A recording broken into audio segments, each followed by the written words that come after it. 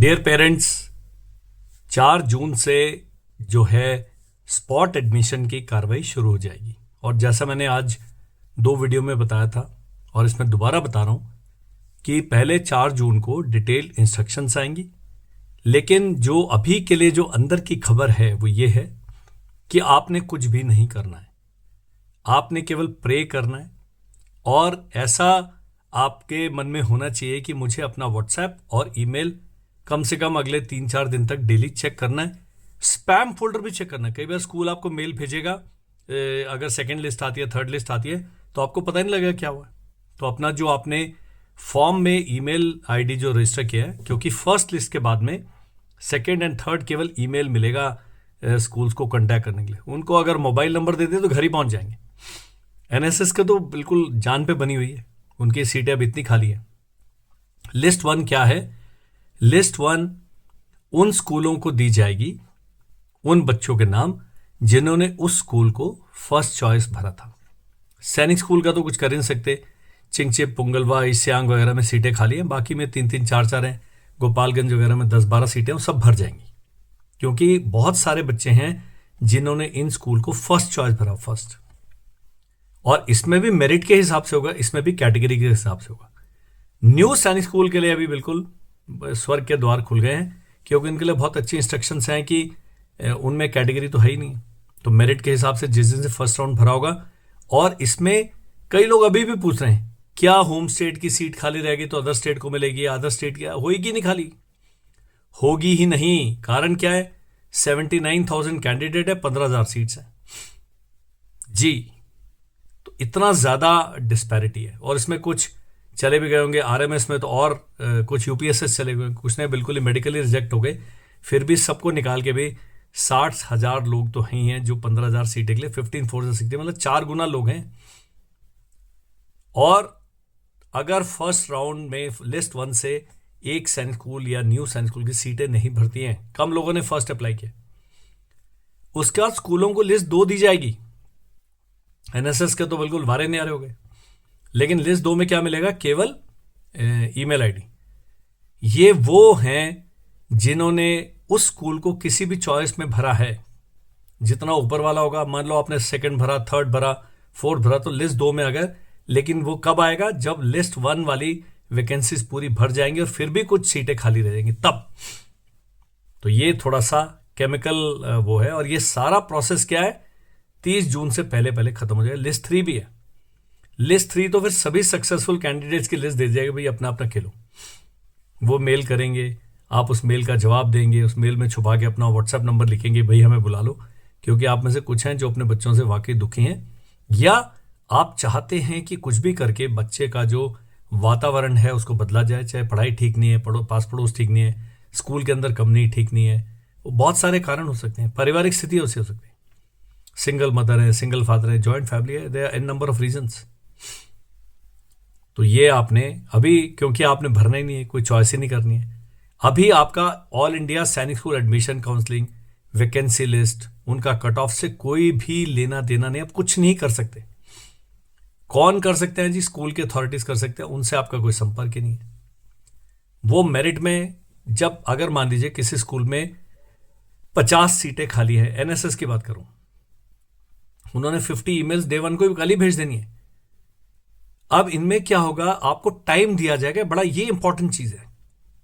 आपको कहा जाएगा जी परसों तक बताइए कि हमने आना, लिख के भेजिए, कंफर्म करिए, तो फिर आपको ज्वाइनिंग की सेक्शन भेजेंगे, मेडिकल के बारे में बताएंगे, सब कुछ करेंगे।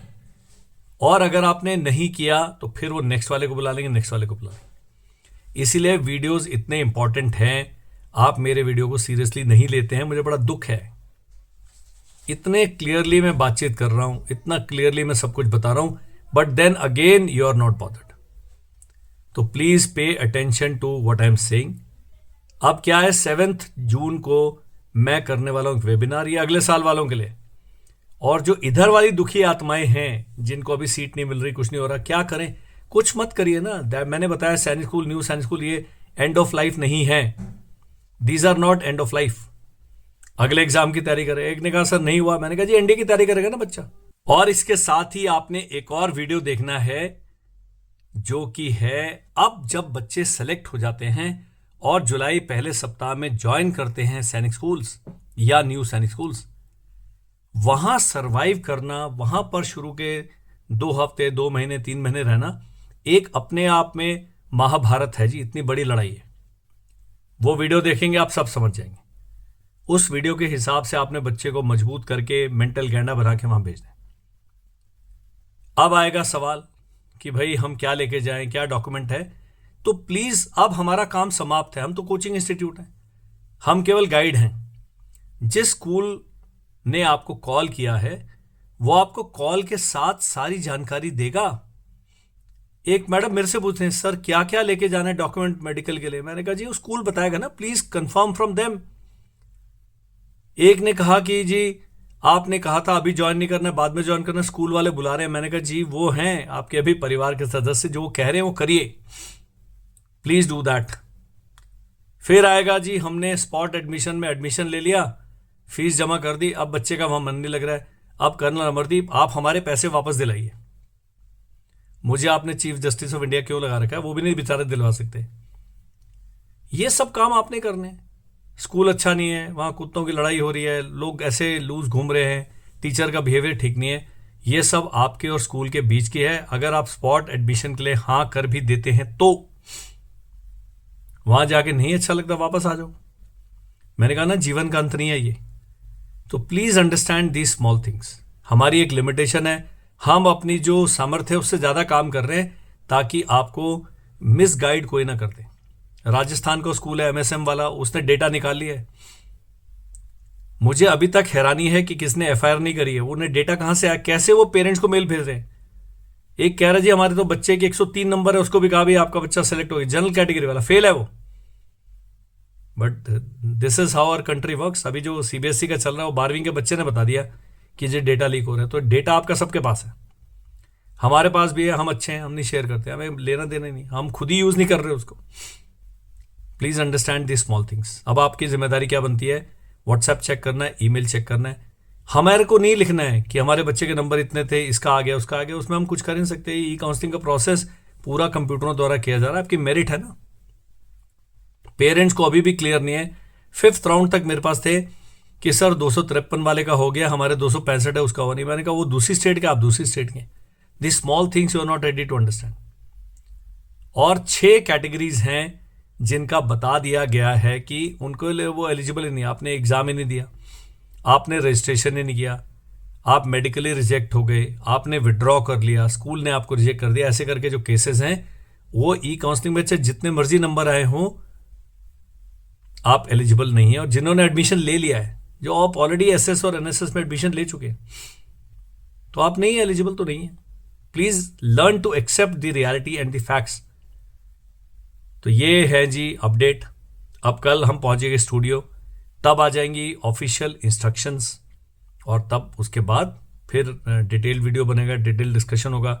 स्क्रीन पर जो नंबर आ रहा होगा उस पर आपने, हमें ये लंबा वीडियो हो गया क्योंकि एडिट होके आएगा, सो आपने व्हाट्सएप कर देना एंड हमसे संपर्क में रहें, दैट्स इट।